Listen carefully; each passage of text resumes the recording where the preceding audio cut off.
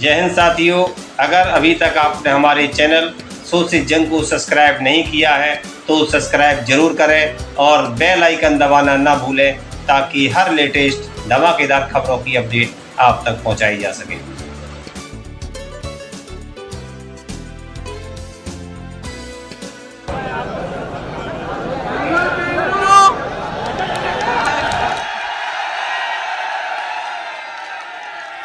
ससुराल वालों,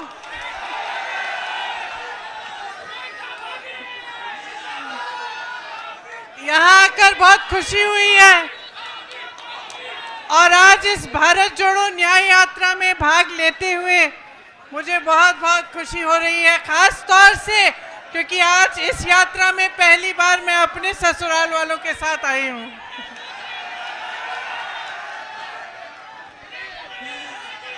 तो आपको याद होगा, बोलूं, आपको याद होगा मैं 2 साल पहले यहाँ आई थी, याद है? बड़ी मीटिंग हुई थी, बोलने दो भाई। आपको याद होगा 22 में मैं यहाँ आई थी, मीटिंग हुई थी बड़ी। अरे भैया बात सुनने दो, सुनने दो। और रोड शो भी हुआ था। मैं आपसे पूछना चाहती हूं कि तब से आज तक कुछ बदला है? उस समय चुनाव था विधानसभा का, आपने भाजपा को जिताया, योगी जी को जिताया, 2 साल और उनको मौका मिला है।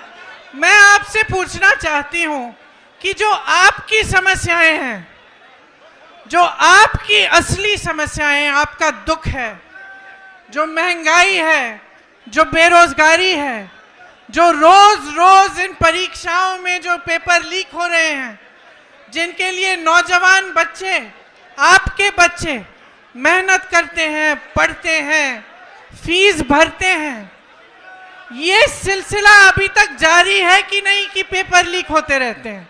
बताइए, जारी है? तो जब आप 2 साल बाद सरकार चुन रहे थे, आप चुनाव में अपना वोट डाल रहे थे, तो मैं जानना चाहती हूं कि आप क्या सोच रहे थे? क्या आपने सोचा, सुनिए, क्या आपने सोचा कि यहाँ का विकास होगा? सोचा था? अब यहाँ पे पीतल के कारखाने हैं, बड़े बड़े पीतल के कारोबार हैं, क्या आपकी तरक्की हुई है? हुई है। जितनी भी मदद आपको सरकार से मिलनी थी वो बंद हो गई, ऊपर से जीएसटी, और जितना काम कर रहे थे उसका शायद आधा काम कर रहे होंगे आज। मुश्किलें कम हुई हैं या बढ़ी हैं? बढ़ गई हैं। यहाँ नौजवान हैं सारे, उस समय मैंने पूछा था रोजगार मिलता है? आज रोजगार मिल रहा है।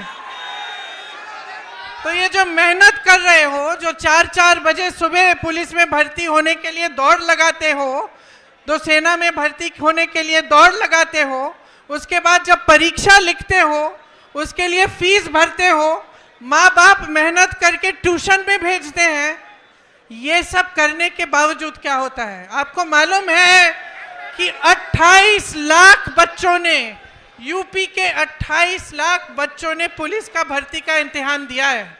28 लाख, सोचो, इसका मतलब है कि यूपी के लगभग हर गांव में से 4 या 5 नौजवानों ने ये परीक्षा दी।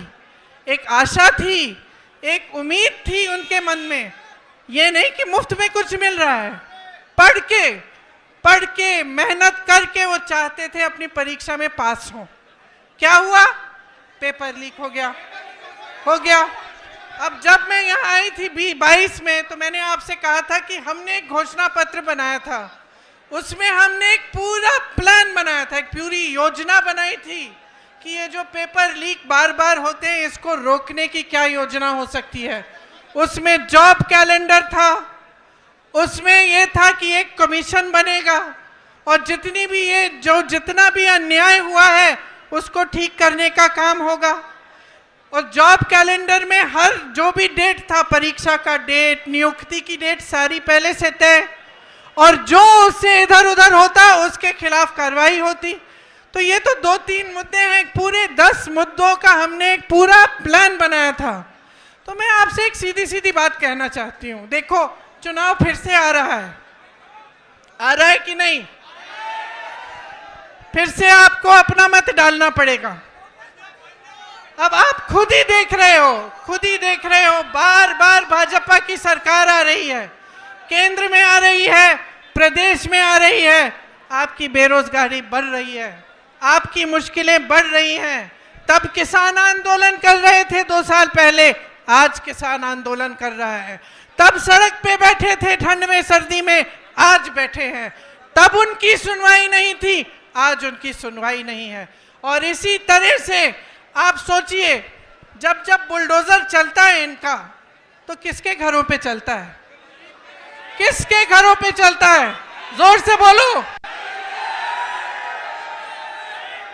जिसने 6 किसानों को अपनी जीप के नीचे कुचला, उसके घर पे क्या बुलडोजर चला?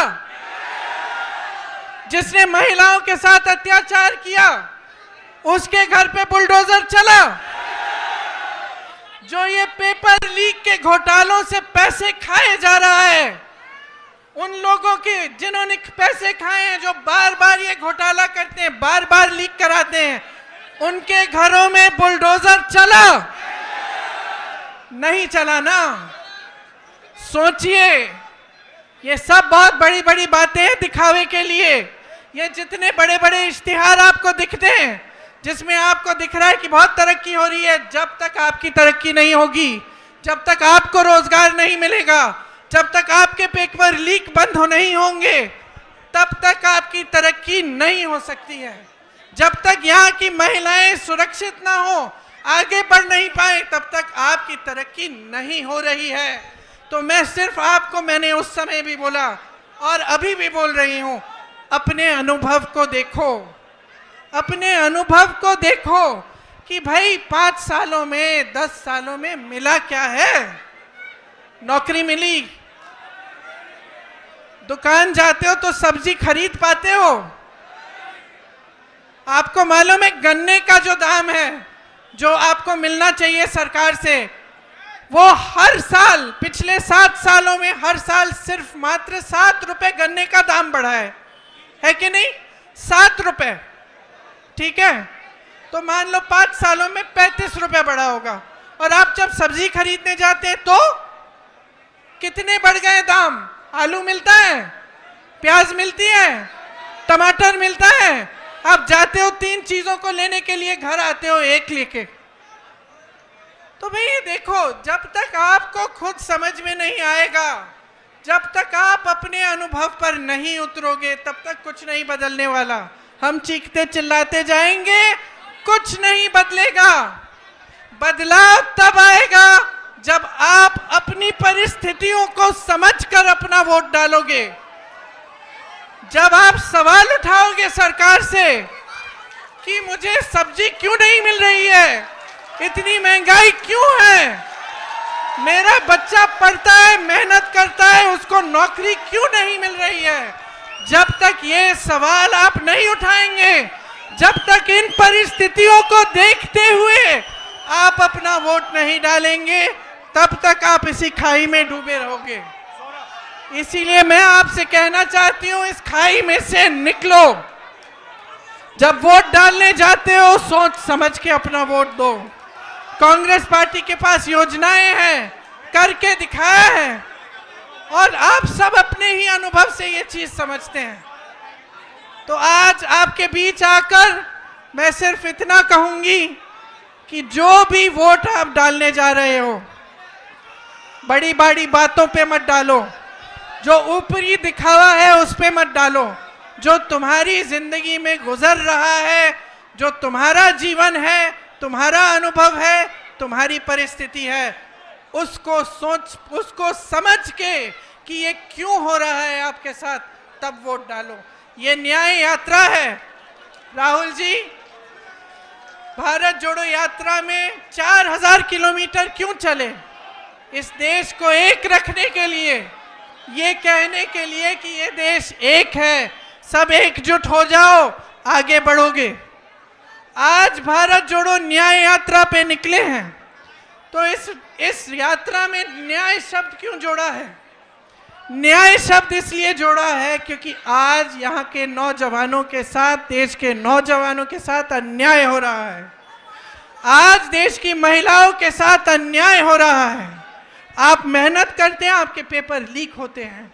आप मेहनत करते हैं, आपको नौकरी नहीं मिलती, रोजगार नहीं मिलता। आप मेहनत करते हैं, महंगाई का सामना करते हैं। किसानों का जो बकाया होता है वो नहीं मिलता, किसानों के कर्ज माफ नहीं होते, बड़े बड़े उद्योगपतियों के होते हैं। तो देखिए, मैं फिर से आग्रह करूंगी, आज आप इस यात्रा में जुड़ने आए हैं तो हमें देखने नहीं आए हैं, अपनी परिस्थिति को समझने आए हैं। और ये समझने आए हैं कि जब तक आप बदलाव नहीं लाओगे तब तक आपकी परिस्थिति बदलने वाली नहीं है। और मैंने बहुत लंबा बोल लिया, भैया भी बोलेंगे, एक बार जोर से बोलो, एक बार जोर से बोलो, राहुल गांधी, राहुल गांधी, राहुल गांधी।